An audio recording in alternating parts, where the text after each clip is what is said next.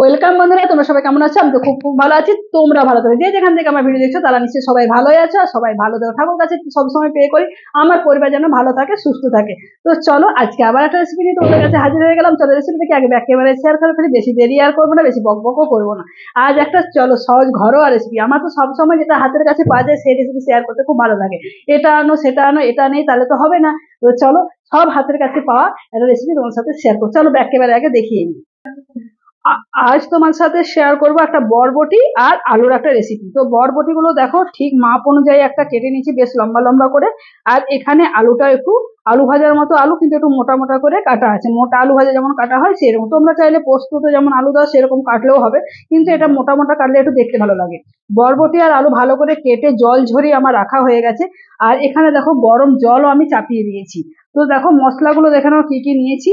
একটু নিয়েছি ধনের গুঁড়ো, একটু বেশি নিয়েছি জিরের গুঁড়ো খুব সামান্য নিয়েছি, হাফ চা চামচের কম। একটু নিয়েছি হলুদ গুঁড়ো, এখানে নিয়েছি ওটা আদা একটু গ্রেট করে নিয়েছি, একটু নিয়েছি ঝাল লঙ্কা। তো ঝালের ব্যাপারে তোমাদেরকে বলিনি, যে যেরকম ঝাল খাবে সে সেরকম ঝালটা নেবে। আমি এখানে কাঁচা লঙ্কার এক্সট্রা দিইনি, জাস্ট একটু ঝাল লাল লঙ্কার গুঁড়ো নিয়েছি। এখানে নিয়েছি নুন স্বাদ মতো। এখানে নিয়েছি চিনি, ব্যালেন্সের জন্য একটু চিনি নিয়েছি। তোমরা যদি চিনিটা কেউ না খেতে চাও চিনিটা স্কিপ করে যেতে পারো। এখানে নিয়েছি সামান্য একটু গরম মশলা নিয়েছি। আর এখানে ব্যাপারে বলি, রসুনটা কিন্তু অবশ্যই তোমরা আমার মতো কিন্তু এরকম থেতো করে নেবে, কুচিও করবে না, কিন্তু এইভাবে জাস্ট একটু করে থেতো করে নেবে রসুনটা। আর একটা বড় সাইজের পেঁয়াজ নিয়েছি। আর এখানে ছোট্ট একটা টমেটো কুচি করে কেটে নিয়েছি। তো চলো আর রান্নাটা দেখো। আমি এখানে গরম জল আমি বসিয়ে দিয়েছি। প্রথমে যেটা করব সেটা গরম জলের মধ্যে বরবটিটা একটু জাস্ট ঢাকা না দিয়ে 2 মিনিটের মতো একটু ভাপিয়ে নেবো। ঢাকা কিন্তু তোমাদেরকে বারবার বলছি, ঢাকা কিন্তু তোমরা দেবে না। ঢাকা দিলে যে সবুজ যে গন্ধটা, এই সবুজ যে কালারটা, সেটা কিন্তু থাকবে না। অবশ্যই কিন্তু তোমরা এইরকমই আমার মতো করে 2 মিনিট ফুটিয়ে নেবে। একটু গ্যাসের আঁচটা হাই ফ্লেমে রেখে দেবে আর 2 মিনিটের মতো ফুটিয়ে নেবে, তারপর জল ছেড়ে নেবে। তো চলো ভালো করে আমিও ফুটিয়ে নিচ্ছি। 2 মিনিটে একদম ঘড়ি রেখে কিন্তু 2 মিনিটই আমি ফোটাবো, জাস্ট একটু ভাপিয়ে নেবো। তো চলো 2 মিনিট পর তোমাদের কাছে আবার ফিরে আসছি। দেখো 2 মিনিট আমার কিন্তু ভাপানো হয়ে গেছে খুব সুন্দরভাবে। দেখো বরবটি আমার সেদ্ধটাও হয়ে এসছে। 2 মিনিট মানে 80% মতো আমার কিন্তু সেদ্ধ হয়ে গেছে।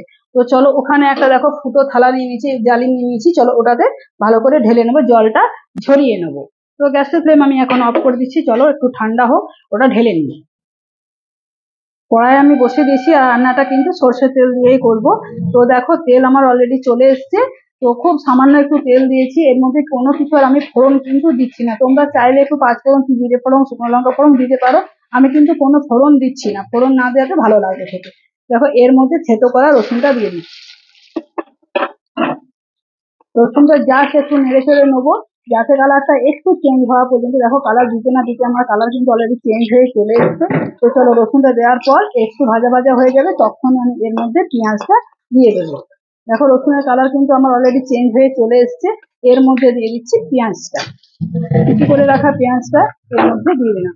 তো পেঁয়াজটা দিয়েও খুব একটা ভাজবো না, যে 50% মতো ভাজবো, কেননা তার মধ্যে আলুটা দিতে হবে।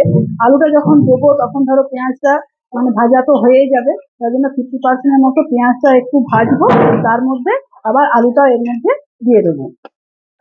তাহলে পেঁয়াজটা একটুখানি ভেজে নিই। এরপর দেখো পেঁয়াজটা একটু ভেজে নিলাম, এরপর এর মধ্যে আলুটা দিয়ে দিচ্ছি। চলো আলুটা দিয়ে খুব ভালো করে একটু কালার ধরে ভাজবো, তার সাথে পেঁয়াজটাও ভাজা হয়ে যাবে। ওই জন্য পেঁয়াজটা একটু কম ভাজলাম, 50% মতো পেঁয়াজটা ভাজলাম। তো চলো আলুর সাথে তো আর একটু ভাজা হবে। চলো খুব ভালো করে এবার আলুটা ভেজে নিই। দেখো আলুটা কিন্তু খুব ভালো করে ভেজে নিয়েছি। এরপর এর মধ্যে দিয়ে দিচ্ছি মশলাগুলো। তোমরা তো মশলাগুলো তোমাদেরকে তো দেখিয়ে নিয়েছি আগে।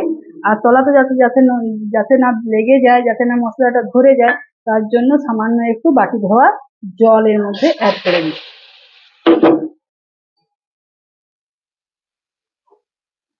মশলাটা দিয়ে খুব ভালোভাবে কষিয়ে নেবো যতক্ষণ না আমার সুন্দরভাবে তেল রিলিজ করছে। তো এরপর কিন্তু ঢাকা দিয়ে মশলাটা একটু নাড়িয়ে চাড়িয়ে 2 মিনিটের মতো কষে নেবো। তো ঢাকা দিয়ে দেখো খুব ভালো করে নাড়িয়ে চাড়িয়ে কষতে নিয়েছি। এরপর এর মধ্যে দিয়ে দিচ্ছি নুনটা। নুনটা দিয়ে খুব ভালো করে নাড়িয়ে চাড়িয়ে এর মধ্যে বরবটিটা দিয়ে দেবো।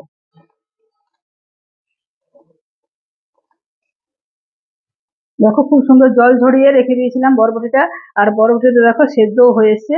এ দেখো সেদ্ধও হয়ে গেছে, বরবটি সে জল দিয়ে আসছে, বরবটিটাও সেদ্ধ হয়েছে। তোমরাও কিন্তু এভাবে সেদ্ধ করে নেবে। বরবটিটা কালারটা যেন বোঝাই থাকে, ওই জন্য তোমাদেরকে বললাম একটু মানে ঢাকা না দেওয়া অবস্থাতে একটু ভাপিয়ে নেবো।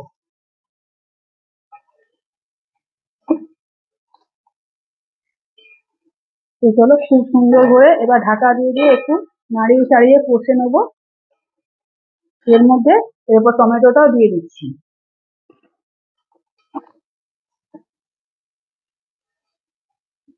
এইভাবে বন্ধুরা তোমরা কিন্তু একবার করে খেয়ে দেখতে পারো, খেতে কিন্তু খুব সুন্দর হয়। একটু শুকনো শুকনো নামাবে, আর যদি ভাত দিয়ে খাও তো একটু সামান্য একটু গ্রেভিটা রাখবে, খেতে কিন্তু অসাধারণ হয়। তো চলো ঢাকা দিয়ে দিয়ে খুব ভালো করে কষে নেবো। এটা ভাত রুটি সবের সাথে, কিন্তু পরোটা রাতে রুটিতে যদি বলো খাবো, খেতে কিন্তু মন্দ লাগে না, খেতে কিন্তু খুব ভালো লাগবে। তো চলো এরপর ঢাকা দিয়ে দিয়ে একটু ভালো করে নাড়িয়ে চাড়িয়ে কষে নেবো।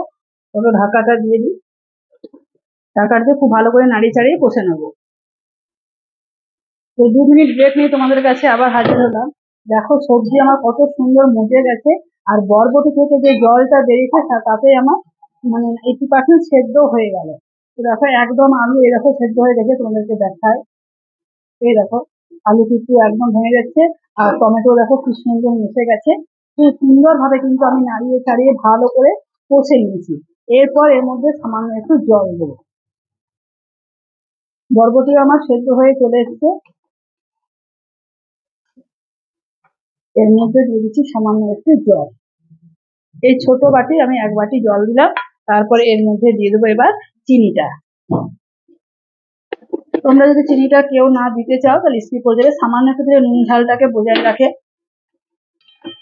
ব্যালেন্সটা আর কি ঠিক থাকে। তো চলো এরপর ঢাকা দিয়ে আরো 2 মিনিটের মতো রান্নাটা করে নেব। ঢাকাটা দিয়ে দিই, 2 মিনিট পর তোমাদের কাছে আবার ফিরে আসছি। 2 থেকে 3 মিনিট পর দেখো তোমাদের কাছে আবার হাজির হয়ে গেলাম। ঢাকাটা খুলে তোমাদেরকে দেখায়। দেখো ভাপ উঠছে একদম। তো দেখো তরকারির কালারটা দ্বারা বোঝা যাচ্ছে না, যেহেতু ভাপের মধ্যে ক্যামেরাটার মধ্যে ভাপ লেগে গেল। তো দেখো কি সুন্দর আমার কালারটা হয়ে এসছে, আর তরকারিটা দেখো কি সুন্দর আলুও সেদ্ধ হয়ে গেছে, আর বরবটিটাও সেদ্ধ হয়ে গেছে। তো আমি ভাত দিয়ে রান্নার জন্য একটু সামান্য গ্রেভি গ্রেভি রাখছি, আর একটু কেন এই আলুগুলো আছে বরবটিতে জলটা টেনেও নেবে। এরপর এর মধ্যে ছড়িয়ে দিচ্ছি গরম মশলাটা। দেখো গরম মশলাটা ছড়িয়ে দিলাম, ভালো করে আর একটু নাড়াচাড়া করে নেব। তারপর 5 মিনিট পর তোমাদের কাছে এটা আমি একটা থালার মধ্যে সার্ভ করে দেখাবো। ঢাকাটা দিয়ে আমি গ্যাসের ফ্লেম আবার অফ করে দিচ্ছি। 5 মিনিট পর তোমাদের কাছে আবার একটা থালার মধ্যে সার্ভ করে দেখাচ্ছি।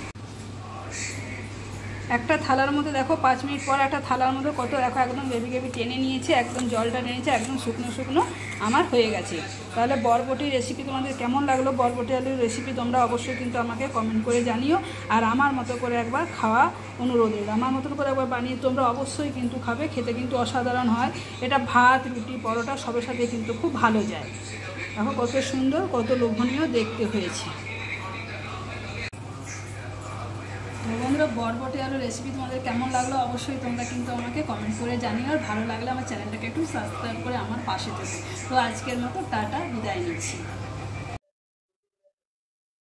ওয়েলকাম বন্ধুরা, তোমরা সবাই কেমন আছো? আমি তো খুব খুব ভালো আছি, তোমরা ভালো থাকো। যে যেখান থেকে আমার ভিডিও দেখছো তারা নিশ্চয়ই সবাই ভালো আছে, আর সবাই আমার ঠাকুরের কাছে সবসময় প্রে করে আমার পরিবার যেন ভালো থাকে সুস্থ থাকে। তো চলো আজকে আমরা একটা রান্না নিয়ে তোমাদের কাছে হাজির হয়ে গেলাম। একদম সাবিকি ঘরোয়া রান্না তোমাদের সাথে শেয়ার করব, যেগুলো হাতের কাছে থাকে। যেমন ঠাকুমারা রান্না করতো, এটা কিন্তু ঠাকুমাদের সাবিকি রান্না একদম। তো আমার মারাও করে, এখনো পর্যন্ত আমার মারাও করে। এখনকার সব তো ধরো ইউটিউব দেখে সব রান্না বান্না, কিন্তু মা যেরকম ভাবে করে, আমার মা আমরা বাপের বাড়ি গেলে আর কি যেরকম ভাবে খায়, মা রান্না করে খাওয়ায় কিন্তু অসাধারণ কিন্তু খেতে লাগে। তো সেইভাবে রান্নাটা তোমাদের সাথে শেয়ার করবো। আমার মা যেরকম ভাবে করে, আমার ঠাকুমা যেভাবে করতো, এই একটা সাবিকি রান্না চলো তোমাদের সাথে শেয়ার করে ফেলি।